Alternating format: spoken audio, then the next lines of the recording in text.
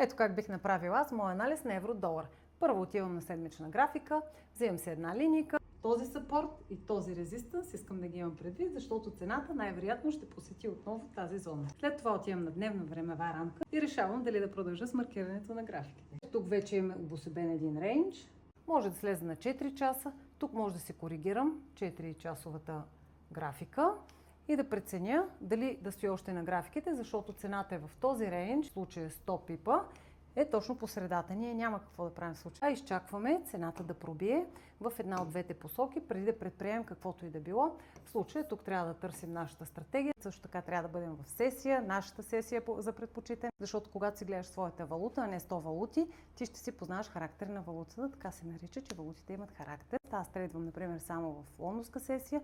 Познавам златото как се движи тогава, кога стоя надалеч. Тоест, стратегията идва на последно място. Първо си правим нашия анализ. Не слизаме на по-малко от 4 часова времева рамка.